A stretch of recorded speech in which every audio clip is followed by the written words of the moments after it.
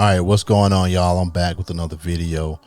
Make sure that you like, subscribe, and share, and then also hit the notification bell so that you get the updates when I drop a new video. Well, I'm sure by now, you've seen the video of this young man out in LA who was killed on Instagram Live. People have been, sending me the video and asking me what I thought about it, and if I was going to do a video about it. And at first I wasn't going to do a video about it. But I waited to watch it. And once I finally did watch it, it's disturbing, man. It's very disturbing, and it's crazy. Like I always say, man, it's crazy what we out here doing to each other, regardless of, what this dude was into. I mean, damn, that shit it's wild.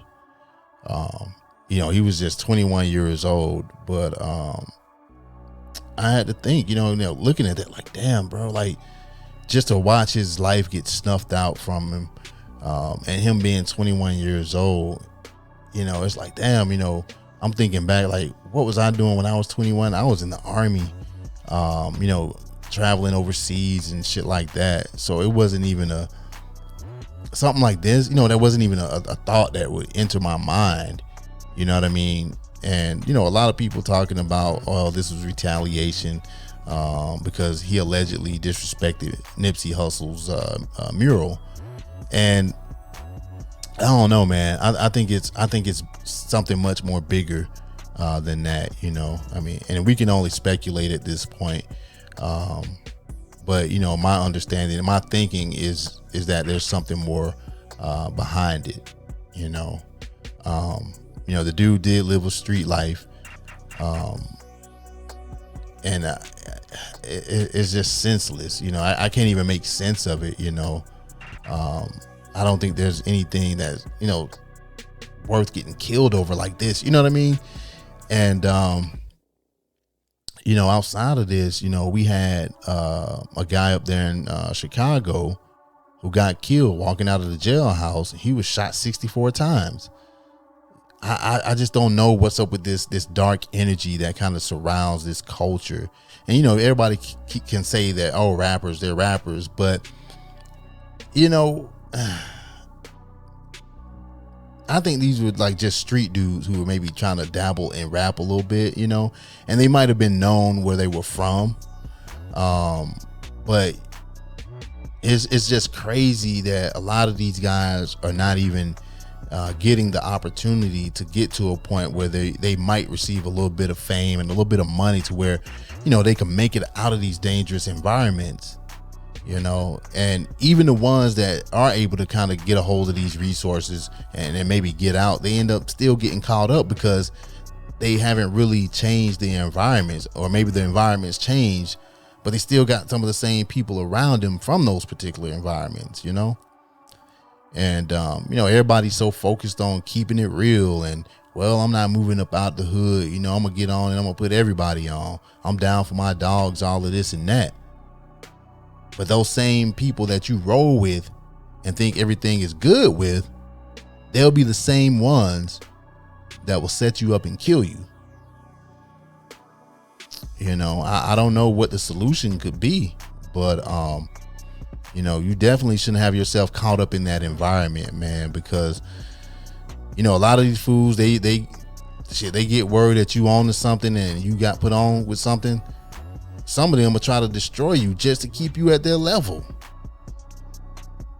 It's one thing to have an open enemy, but it's another to have an enemy who plots in secret. Those are the dangerous ones. Those are the worst ones, and people talking about, it's not safe to be a rapper and all this, but it's not safe anywhere really. But the likelihood of something like this happening is a lot higher when you're surrounded by that culture and you're surrounded by that environment, because a lot of these guys, they're out here putting their business on social media, and it's like they don't think that the enemy is watching. If all your homies can tune into your live stream, you better believe that your enemies and even the police are out there watching too. Don't put yourself into a dangerous situation like that. And if you're in that type of environment, you got to work like hell to get yourself up out of it. You know, if not for yourself, then do it for your loved ones, especially the babies and the kids, because they didn't ask to be born into that shit. Have enough sense to get them up out of that situation to where they at least have a fighting chance at breaking that cycle. Because if not, they're going to be in that same environment going through the same struggles, and the cycle just continues over and over and over again. And, you know, I really feel for the people who don't have anything to do with that shit and they get caught up in it, because you know that behind these two situations, there's almost a guarantee that retaliation is coming. Whoever killed these dudes are pretty much on borrowed time. And like I said, you know, the people who don't have anything to do with it, they're usually the ones who end up in the middle. You know, we've seen how this shit plays out. You know, a bunch of stray bullets, kids getting hit, you know, all kinds of craziness. So I would maybe suggest that these dudes, you know, do more than just lay low. Cause you may have to kind of get up out that city, the county, the state where you at right now. You know, a lot of people saying just turn yourself in, but you can still get touched in prison too. And whatever you do, don't let anybody know where you're at. And while you're doing that, you got to change your mentality, because it's not going to make sense to move to another area and bring that same mentality with you. But anyway, man, just I don't know. Let me know what y'all think about these two situations, man. Like I said, you know, it's tragic. It's disturbing. You know, we keep losing them out here. Dude, I don't know, man. It's crazy. It's wild. You know, keep your head on the swivel. Take care of each other. Take care of yourselves.